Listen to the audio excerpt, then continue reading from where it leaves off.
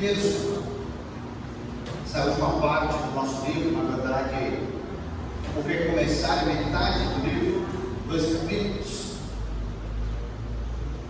Talvez seja uma das partes mais importantes da vida cristã. E, movido por missões, a gente sabe que a primeira parte foi que um dia você ouviu alguém dizer sobre o Evangelho de Cristo, é verdade?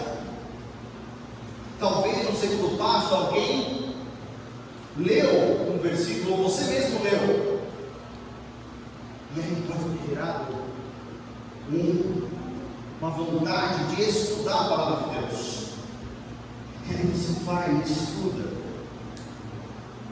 Mas a dificuldade está nesses 3 passos iniciais para os demais.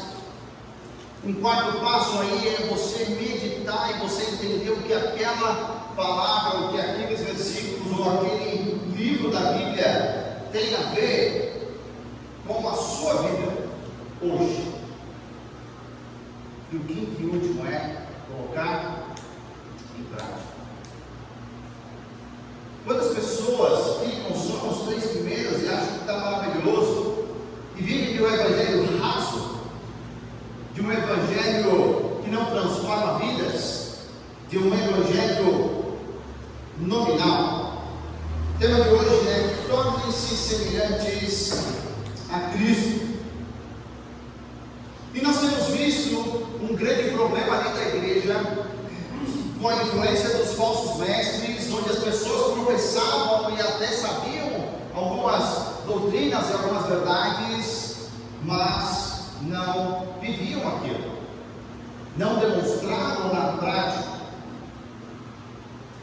Tito 1,16, a primeira parte, fala: eles afirmam que conhecem a Deus, mas pelos seus atos o negam.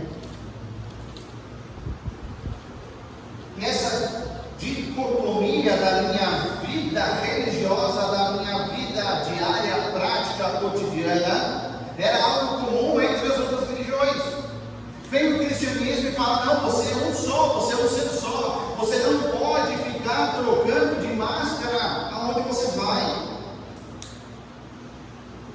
porque o que você cria tinha nada a ver com a sua vida. E a gente sabe que a palavra de Deus, quando entrou no seu coração, quando você entendeu, ela tem que te fazer um pai melhor, uma mãe melhor, um filho melhor, um marido melhor, uma esposa melhor, um funcionário melhor, um patrão melhor. Tem que mudar. É isso que ela tem que fazer. Sabe por quê, queridos? As nossas convicções, elas são intimamente ligadas ao nosso comportamento. Cristão que não se diz cristão no seu trabalho, na sua família, na sua faculdade, na sua escola, eu tenho minhas dúvidas se de fato entendeu o que é ser cristão. Crer em Cristo é você estar unido a Ele. Estar unido a Ele é você proclamar as boas novas do Evangelho a todas as pessoas.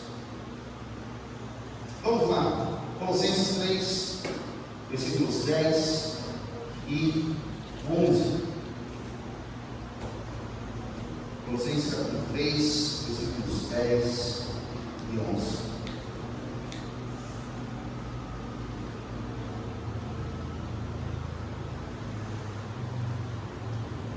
Diz assim a palavra de Deus: e se revestiram do novo, o qual está sendo renovado em conhecimento, à imagem do seu Criador. Nessa nova vida, já não há diferença entre grego e judeu, circunciso e incircunciso, bárbaro e cita, escravo e livre, mas Cristo é tudo e está em todos. Vamos orar. Pai queridos, muito obrigado, Senhor, pela tua palavra. Te agradecemos porque somos privilegiados de ter ela na nossa pedimos o auxílio e a ajuda do Espírito Santo para nos conduzir, nos guiar à verdade da tua palavra. Tudo aquilo que o Senhor tem para nós hoje, que faça toda a transformação necessária em nossas vidas. É o que nós pedimos em nome de Jesus.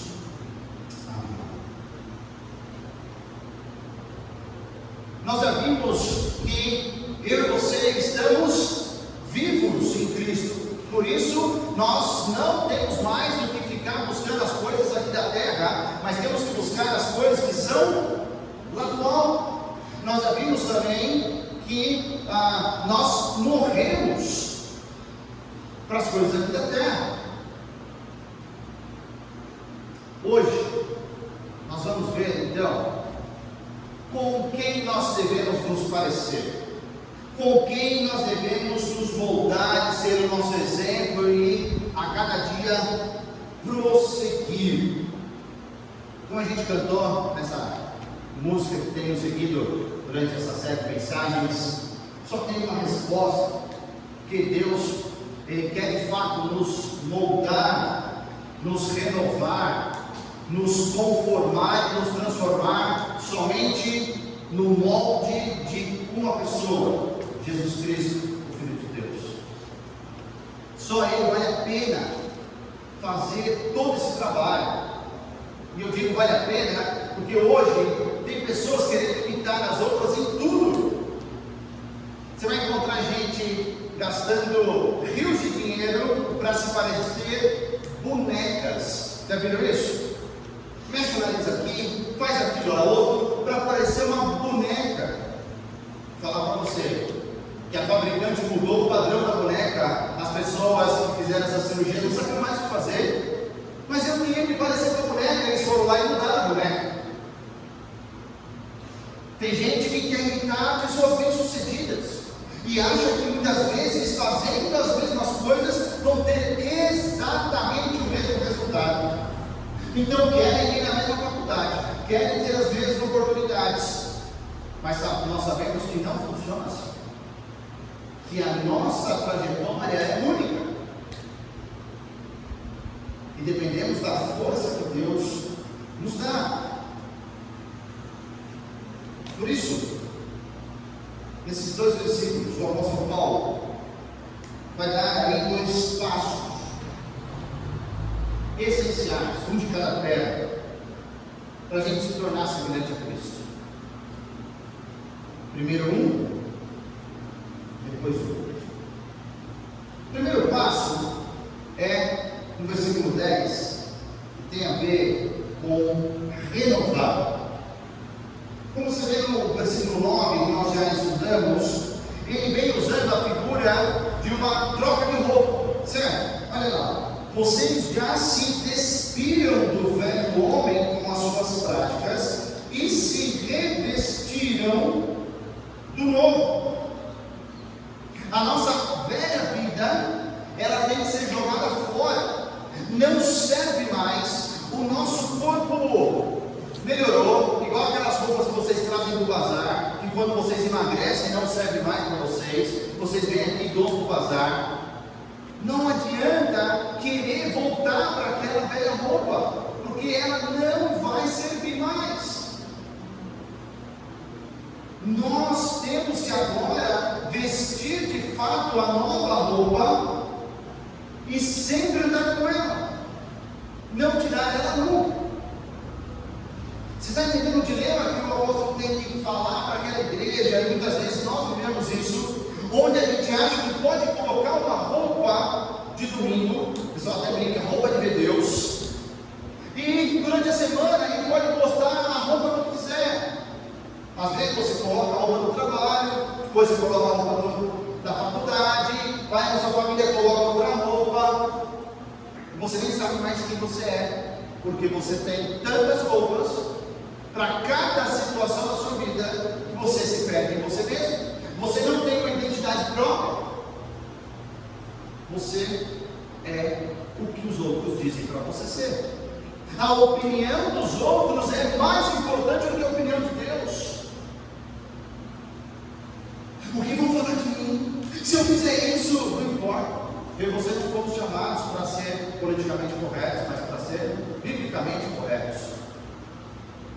E aí vem essa questão: se nós passamos pelo batismo, se eu e você já fomos mergulhados nas águas, nós sabemos que o velho homem foi sepultado, ele morreu.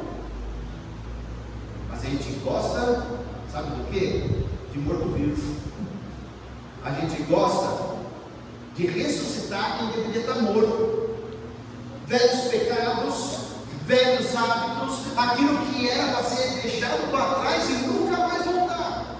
A gente gosta de, opa, vamos lá, volta. E o novo, a proposta de Deus para mim e para a sua vida, vai ficando para depois. Depois disso, depois daquilo outro, quem sabe, com 80 anos eu vou viver o cristianismo verdadeiro. O verbo usado aí é muito interessante, porque ele dá a ideia de algo que não acabou de ser feito, mas que ele constantemente está sendo feito. Então, nós nos revestirmos ou sermos refeitos é algo que acontece dia a dia na nossa vida. Não foi um momento único, mas acontece todo momento. Porque eu e você podemos estudar aqui os nomes de Deus, como a gente tem estudado na escola dominical, que Ele é o meu provedor. Mas quando vai faltar comida na sua casa, aí você tem que lembrar de quem é o seu provedor. A gente sabe, mas quando vive, aquilo fica marcado no nosso coração, na nossa vida. Prática, vivência, que diferença. Por isso, que tem um versículo maravilhoso em relação à tentação. Meu avô, pastor, falava que tentação na vida do cristão é igual ao caminhão nas nossas rodovias simples. Você ultrapassa um, logo vem a próxima tentação. Mas o nosso Deus, Ele sabe exatamente como é a sua criatura. E junto com a tentação, Ele sempre vai nos dar o escape. Só que muitas vezes a gente quer lutar, a gente acha que é forte. Em vez de orar para Deus dar o escape, a gente quer lutar para vencer. Onde eu e você fomos chamados para fugir. Não ficar, fugir. E esse é o processo da nossa santificação. Dia após dia, Deus fazendo novas coisas que precisam mudar na nossa vida. Cada um sabe o que precisa mudar. Talvez a área onde eu sou fraco, você é forte, eu posso entender você. Por isso que a beleza da unidade e a necessidade de estarmos juntos, de sermos corpo. Não dá para fazer sozinho de casa. Outro detalhe todo interessante desse texto é uma questão da língua que foi escrita. Na língua que foi escrita, ela tinha duas palavras para dizer algo sobre ser novo.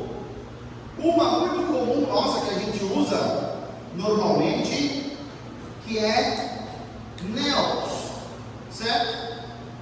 Tanto que a divisão mais simples da palavra de Deus, nós dividimos entre Antigo Testamento e neos, né? O Novo Testamento. Mas essa palavra dá a ideia de algo que é temporalmente novo, ou seja, em relação a outra coisa, ela é mais nova. Entendeu a diferença? Então você faz uma comparação, a antiga aliança de Deus e a nova aliança de Deus em Jesus Cristo, e você sabe, uma veio antes e outra veio depois. Se você já estudou algumas áreas, tanto de literatura, de artes e outras coisas, você vê aí, teve o pessoal neoclássico, certo? Teve o clássico e depois teve uma releitura dessa escola, neoclassicismo.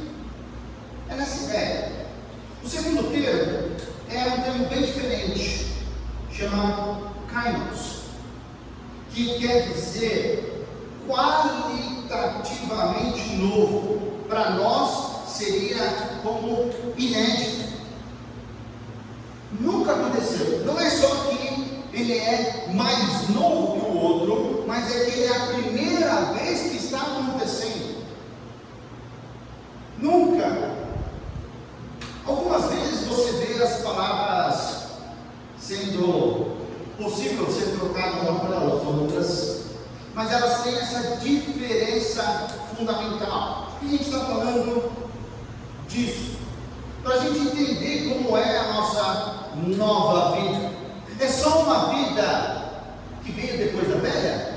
Ou é uma vida totalmente inédita, com uma qualidade ultra superior? Porque tem gente que parece que vive assim, a minha antiga vida era razoável, a essa agora a minha nova vida, como se fosse simplesmente uma troca de roupa que eu não gostei. Não! Eu e você fomos revestidos de uma vez por todas desse novo homem, certo? Todos nós nascemos pecadores, inimigos de Deus, afastados de Deus, velho homem. Mas quando nós entendemos o sacrifício de Jesus Cristo na cruz, Jesus nos faz novos. Opa, então eu consigo fazer. Nos revestiu desse novo Neos. Só que a cada dia Ele está fazendo algo novo, inédito na nossa vida. Ele está transformando você em áreas que antes não haviam sido transformadas. Algo completamente novo, que não deveria retroceder.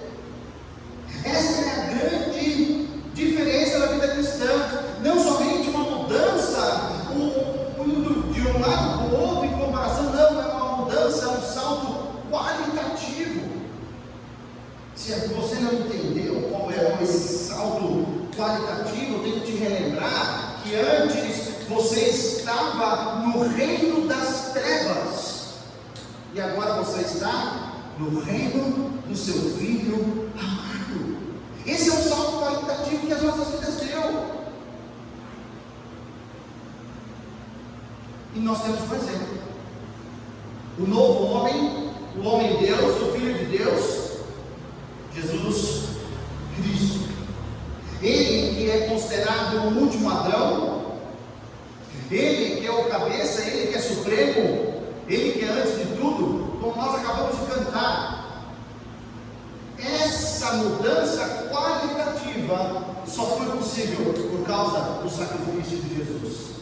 A gente não consegue sozinho, a gente não consegue imitar o que Jesus fez sozinho. Por isso que quando me liga Pestalozzi, LBV, quem for, eu falo, não posso ajudar vocês, porque vocês não mudam o homem. Eu direciono todos os meus recursos para missões. Tudo aquilo que eu posso é para missões, porque aí sim vai ter um salto qualitativo que todo homem precisa, que toda mulher precisa. Mudar socialmente, você dá um banho no porquinho, abre a porteira para ver se não vai sair correndo e vai pular na lama de novo. Não adianta, gente. Nós temos a única mensagem que traz o salto qualitativo, porque a mensagem não é nossa, é de Deus, é divina. Por isso que o primeiro passo, gente, tem que fazer o quê? Renovar aqui a maneira de pensar, aquilo que a gente acha que sabe, mas não faz. Porque o segundo passo, conformar, transformar. Como que a gente vai ter essa renovação? Como que eu e você vamos ter cada dia uma área nova sendo tratada por Deus? Eu preciso conhecer quem Deus é. Eu preciso passar tempo com Ele. Eu preciso investir no meu relacionamento com Ele. E essa palavrinha de conhecimento, de algo assim fantástico, era aquela palavrinha dos falsos mestres, dos gnósticos, porque eles achavam que por alguns métodos, algumas palavras, eles iam ter acesso a esse Deus Todo-Poderoso que ia depositar na cabeça deles, ou fazer um abracadabra. O conhecimento ia mudar. Não sei se você já conheceu homens e mulheres que nunca pisaram numa escola. Muitas vezes ouviram a palavra de Deus e são muito mais sábios que pessoas que têm 2, 3 PhDs. Que a palavra de Deus é muito mais forte. Ela nos dá tudo aquilo que eu e você precisamos para viver uma vida em santidade, uma vida de transformação. Eu não sou contra o estudo, vocês sabem muito bem disso. Mas tem hora que a gente foca tanto, cegamente, e bota as nossas crianças de 17 anos para decidir o que elas vão fazer o resto da vida, que é desumano. Porque a gente sabe, quanto melhor eu e você conhecemos a Jesus, o que Ele fez, mais parecidos nós nos tornaremos com Ele. Tem gente que adora e segue um Jesus pelos milagres dele.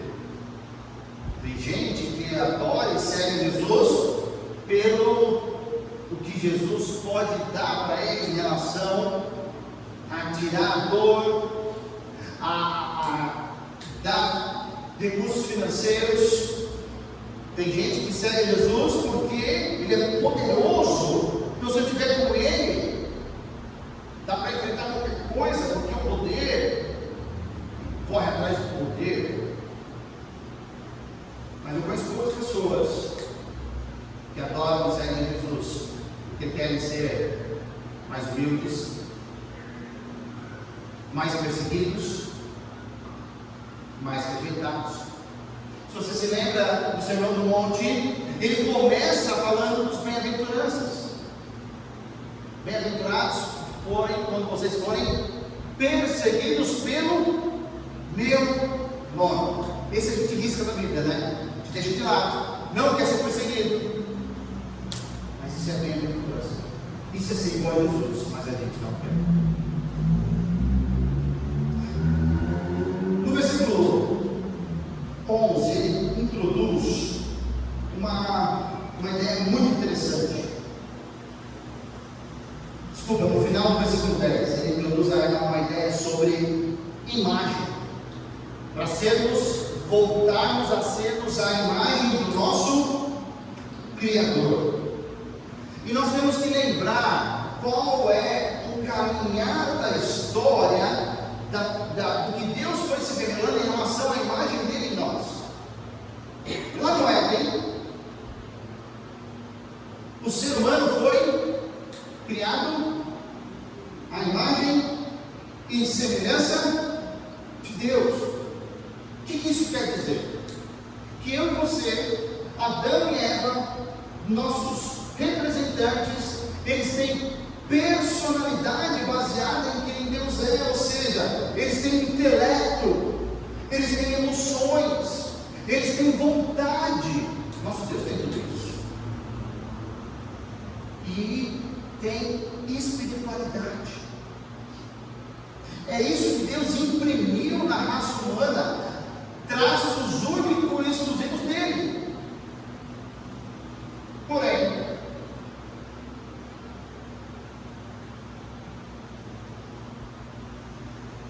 quando o ser humano pecou, a imagem de Deus em nós, ela foi corrompida, se tornou decaída.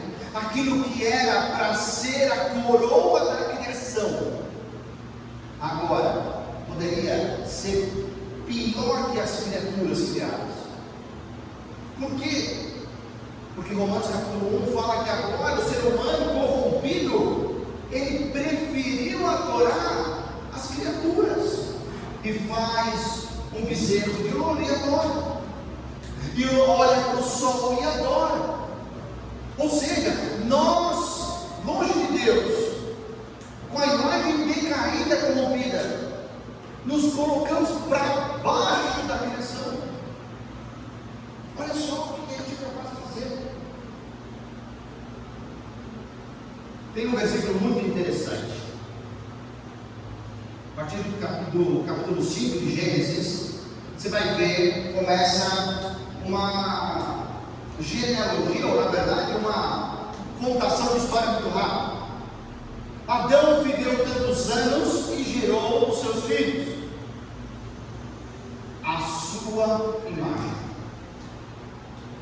A partir daquele momento, os nossos filhos, pecadorzinhos, e Deus nos dá essa oportunidade, eles nascem com a nossa carinha de pecador,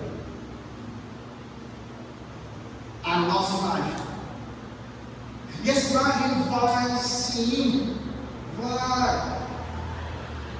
Porém, emoção, intelecto, vontade e espiritualidade continuam com a humanidade, continuam.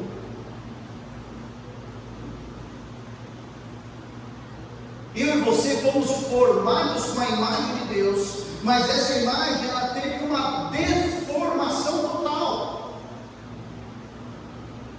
Já viu o óculos de passar? Já fez aquela brincadeira de pegar o óculos do outro? Nossa, não estou vendo nada. Deformou. Mas o plano perfeito de Deus é trazer tudo de volta e transformar aquela imagem corrompida por causa do sangue de Jesus. Por causa do sacrifício de Jesus era possível voltar ao que era antes, com luta, com dificuldade, brigando todo dia com o pecado que habita agora na nossa carne. Todo dia. Por isso que Deus tem que nos transformar e nos renovar na principal arena de batalha do ser humano, que é a nossa mente. Interno primeiro. Para renovar isso você precisa estudar. Você precisa meditar na palavra de Deus. Você precisa gastar tempo, e às vezes muito tempo. Porque tem pessoas que vão ler 2, 3 vezes e vão entender completamente o que Deus quer que elas façam. Mas tem pessoas que vão ter que ler 20, 30 vezes e ainda vão ficar em dúvida. Somos diferentes.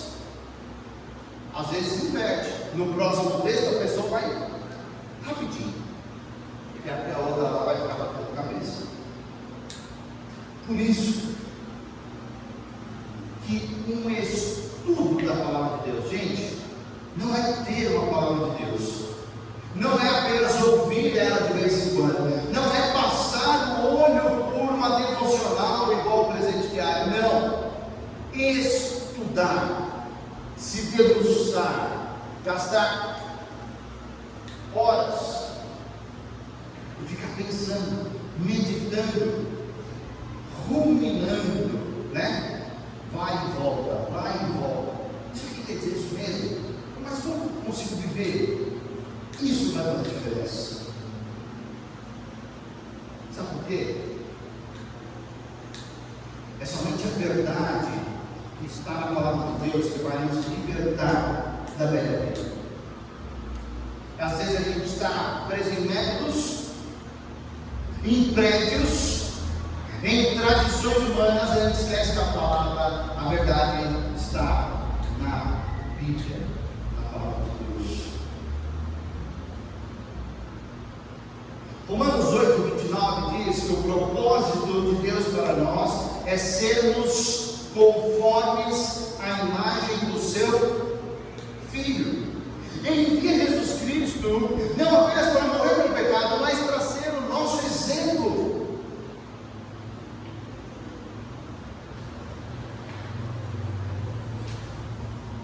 E quando eu olho, quando eu leio quando eu me debruço na palavra de Deus e vejo um texto falando, igual Paulo, sede meus imitadores iguais igual eu sou de Cristo, eu penso assim, quem poderia falar isso aqui? Quem já falou isso aqui?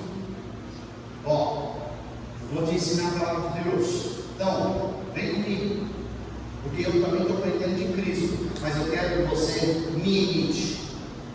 Eu quero que você esteja comigo, veja na minha vida o que Jesus está transformando, fazendo as coisas novas, inéditas, dando uma qualidade total para a minha vida.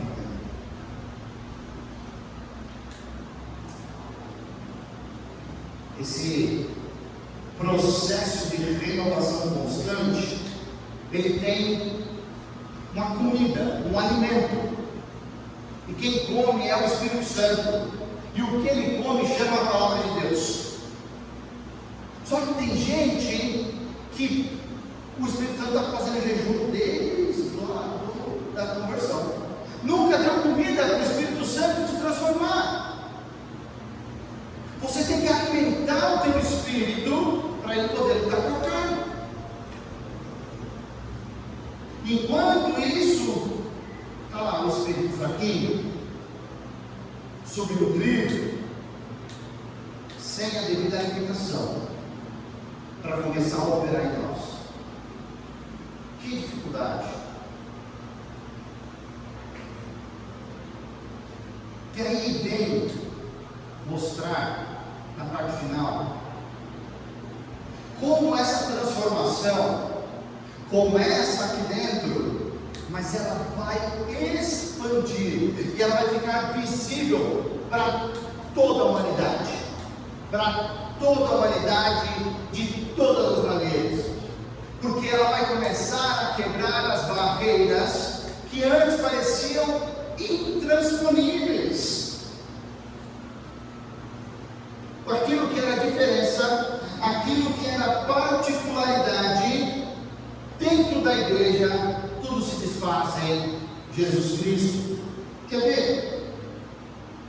Quando eu e você estamos em Cristo, fomos chamados por Deus, entregamos nossa vida ao Senhor, nós não temos mais nacionalidade, nem grego, nem judeu, não tem diferença, não tem um que é mais e um que é menos.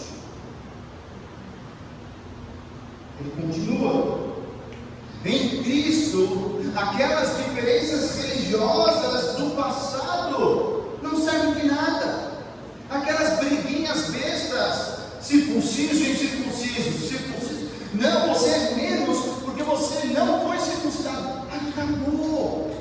Em Cristo não tem mais essa diferença.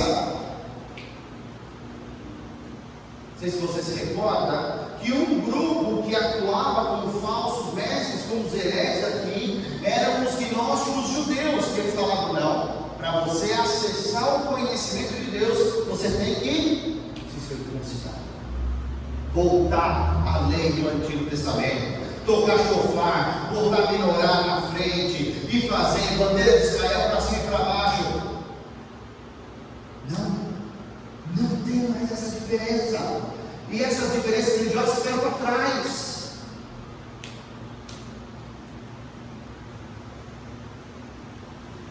Em Cristo nós não temos diferenças culturais. Por que falar isso? Não tem mais bárbaro e nem cita. O grego ou o romano chamava de bárbaro todo aquele que estava além das fronteiras do império, todos aqueles que não se tornaram romanos, que não quiseram nem ou foram conquistados de povos bárbaros. E nós estudamos isso na escola, lá, sobre as invasões bárbaras dos visigodos, dos ostrogodos, dos estrogonofe, todo mundo junto lá. Só que os citas eram os piores dos bárbaros. A história diz que muitos deles, eles lixavam os seus dentes para ficar como pontiagudos para os romanos Eu sou diferente de você. Eu não sou romano. Eu não quero ser. Pintava, rasgava os seus cabelos. Às vezes cortava no meio e deixava na lateral. Para serem completamente diferentes. E o que Jesus Cristo faz? Não importa qual era a sua cultura antes de Cristo. Agora, em Cristo, vocês são todos iguais. Um senador romano que andava naquela pompa da capital podia sentar na mesa de Jesus, na ceia do Senhor, com aquele todo, com o dente todo cortado, escalpado, até tatuado com runas, porque agora eles são irmãos em Cristo. É isso que faz, é essa a diferença.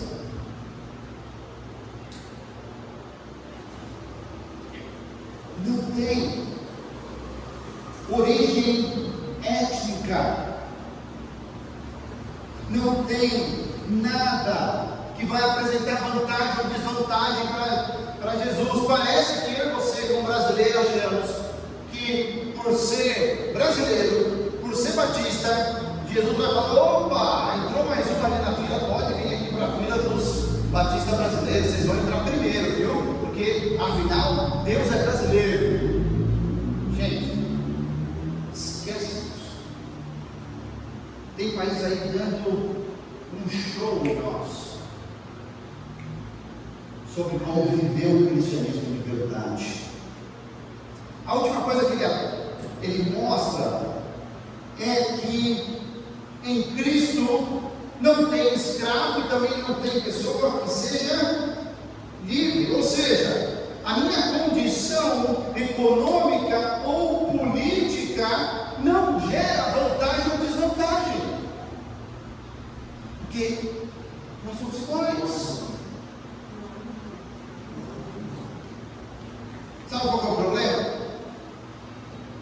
Que eu e você, a cada dia mais, estamos engolindo um discurso que faz distinções, que faz separações, que faz classificações. Você é contra ou a favor?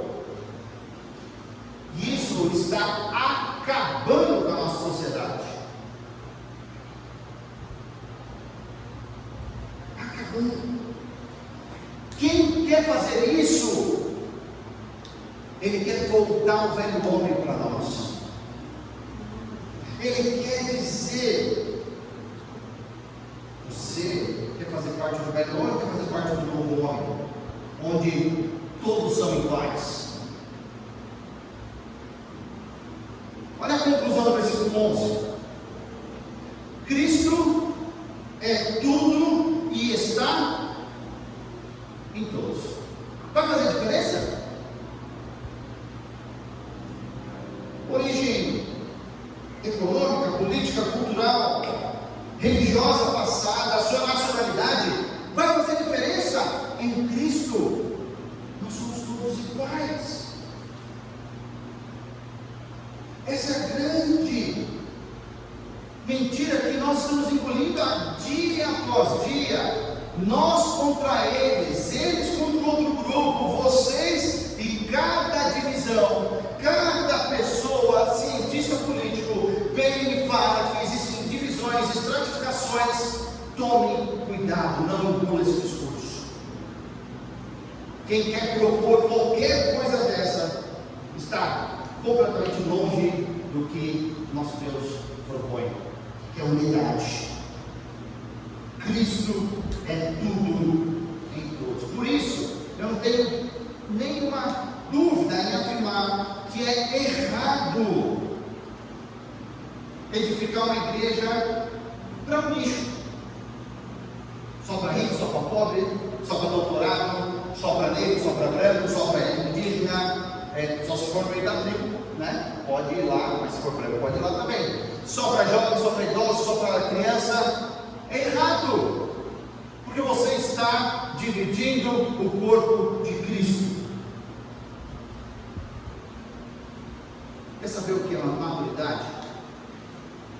Maturidade é você ter a disposição de receber e amar todos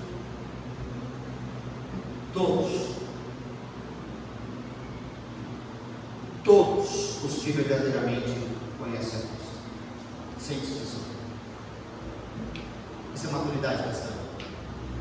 Independente do passado, independente da religião, independente da cor, independente de qualquer coisa, porque todos nós somos ex alguma coisa.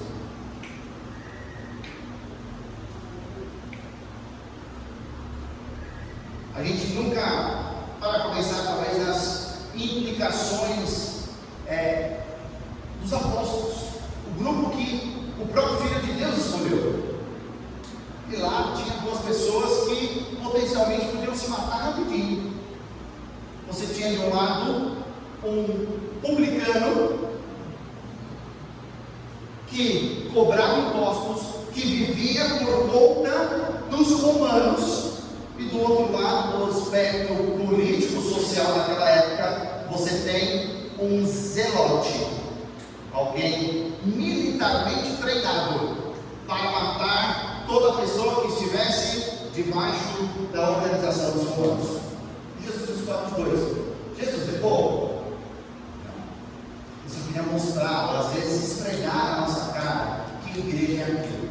Porque todos nós somos ex alguma coisa. Só que às vezes a gente é só ex-mentiroso. Mas o ex-estuprador, o ex-matador, o ex você não quer.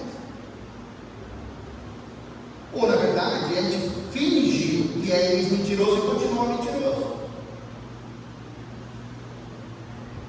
Queridos, Cristo é tudo e está em todos.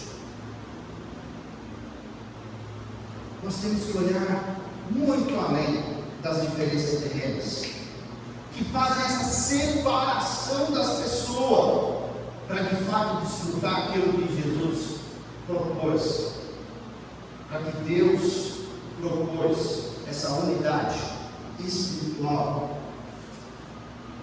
Se você vê alguém pregando separação, nós temos que lutar contra e militar. Tome cuidado, nossos mestres, nossos tempos, os nossos dias. Para a gente pensar, levar para a nossa semana. O que você precisa se despir e se revestir? Qual área, qual circunstância da sua vida você ainda luta e parece que o velho homem ainda está ganhando? Qual é aquele ponto que você ainda precisa dizer para o velho homem ir embora de vez? Segunda pergunta: eu tenho alimentado esse processo de transformação na minha vida? Eu tenho dado comida, que é a Bíblia, para o Espírito Santo me transformar? Porque é muito fácil de falar, Deus me transforma, Ele já disse como e a gente não faz nada. Deus me transforma, então vai ler a Bíblia, vai dar comida para o Espírito Santo se transformar.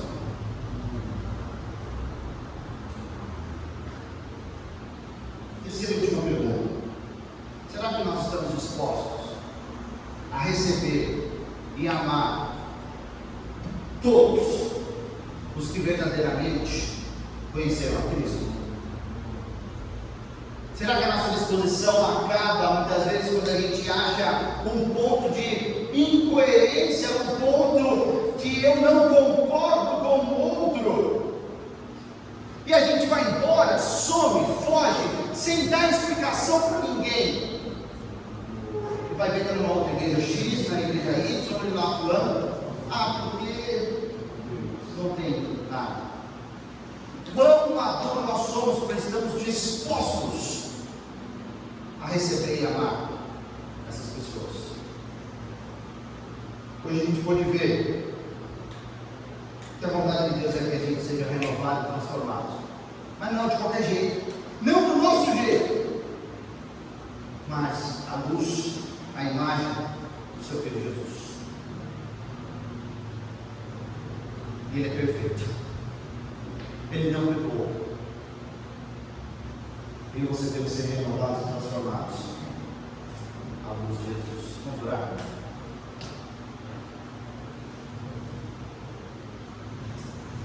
Pai querido, Senhor, nos ajude. Ajude a cada um dos meus irmãos aqui a praticar aquilo que a gente já sabe, a viver o que a tua palavra manda, a sermos de fato servos obedientes do Senhor, a tirar toda a nossa velha vida e viver um novo homem proposto completamente inédito. Pai,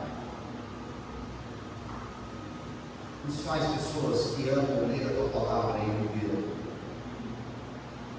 alimentando o Espírito Santo, dependendo dele dia após dia, para tomarmos as melhores decisões de nossa vida.